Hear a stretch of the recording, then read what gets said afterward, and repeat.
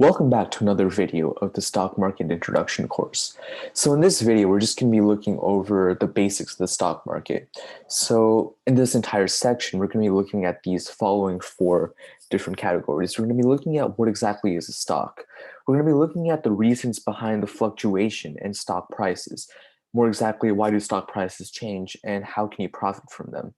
We're going to be looking at what the stock market is as opposed to an individual stock.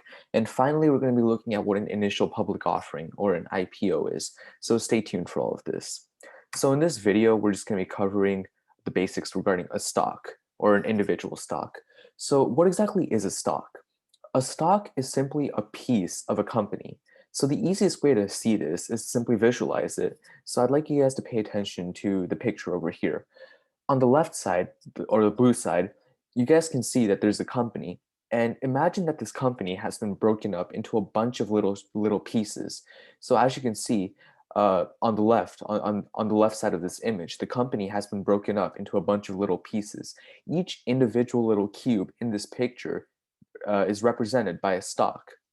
So let's say that you wanted to invest within this company, or more precisely, you wanted to buy its stock.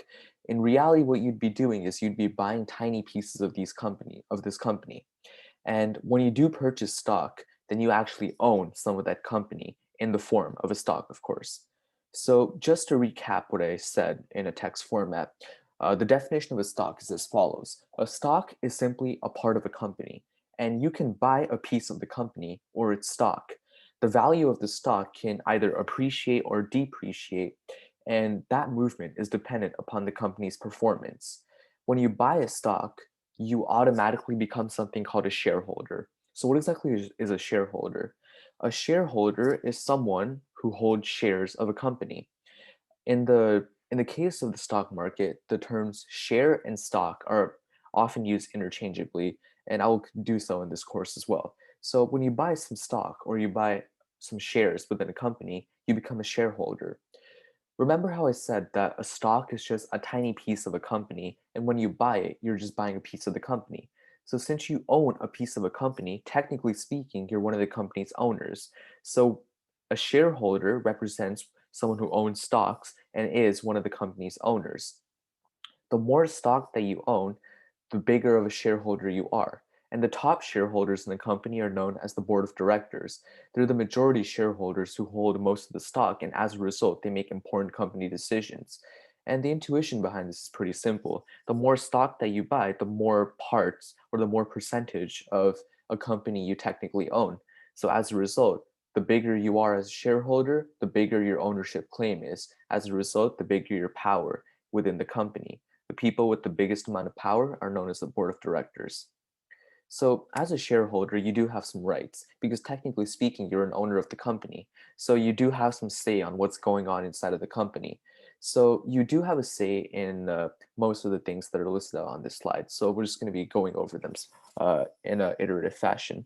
So, the first thing that you do have a right over is company voting. So, let's say that the company wants to make some kind of decision regarding its business plans. Well, as a shareholder or as an owner within the company or as someone who just owns stock, you do have a say on what's going on.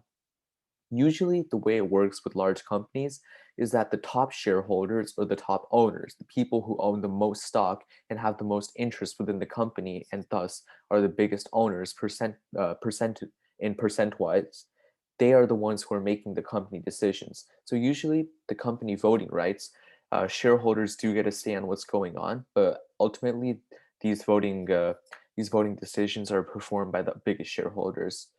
Consequently, is the right to inspect books. So whenever you're buying stock within a company, you are technically its owner. So as a result, you should have access to the financials of the company to understand what is going on in whatever it is that you own.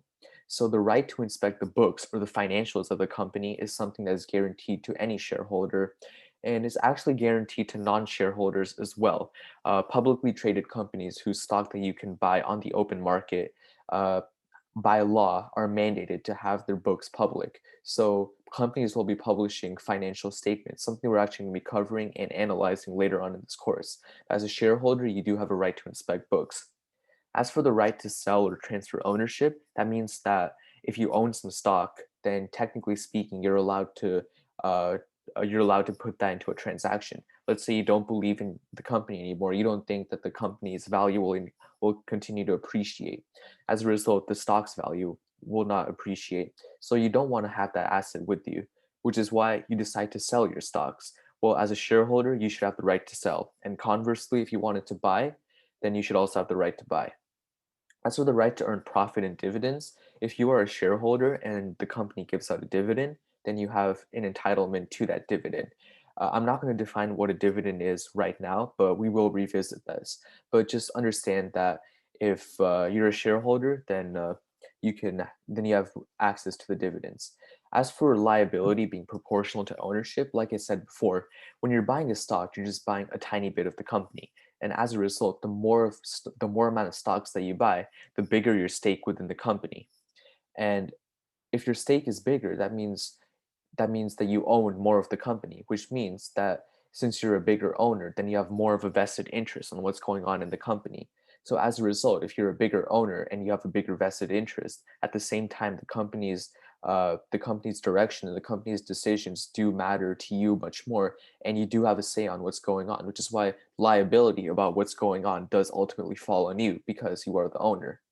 As for the right to claim assets during liquidation, let's say the company decides to liquidate and they're going to be selling everything that they own for liquid hard cash because of whatever reason. If you're a shareholder and this happens, then you have access or you have a right to get some of the money depending on your ownership percentage.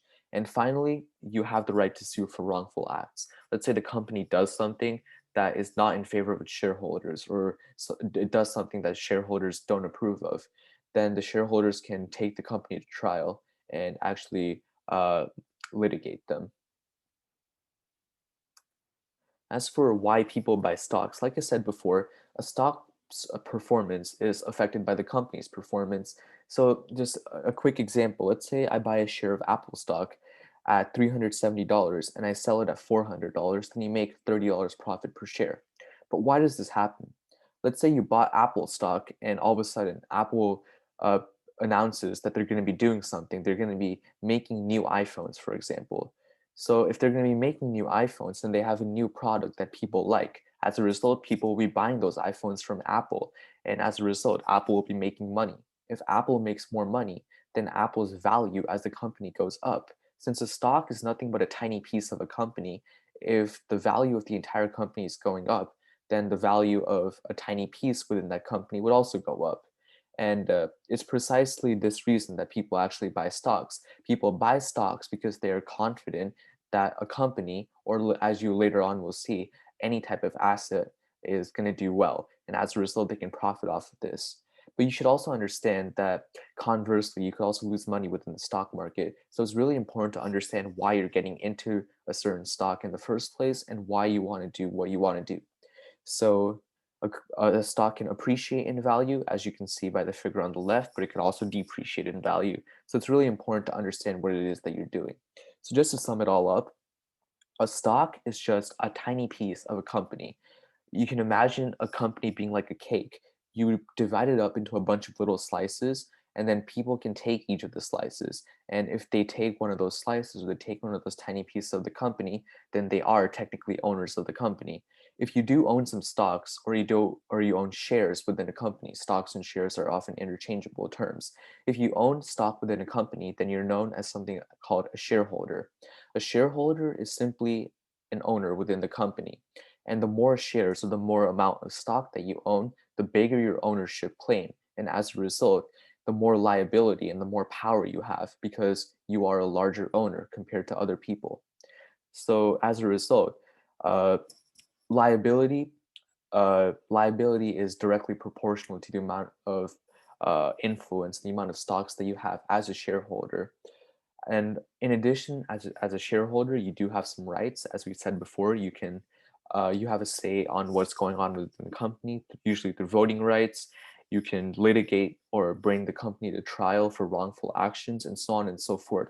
And finally, people buy stocks because they are they are bullish, or they believe that the company will do good, or they believe that the company's value will go up. And as a result, they buy into the company because then if the company's entire value goes up, their tiny piece of the company or their stock will also increase in value, allowing them to profit. Conversely, they could also lose money. So it's really important to understand what it is that you're doing. But these are just the basics regarding stocks. I hope that you guys have a decent understanding of what's going on, and please stay tuned for future videos. Thank you.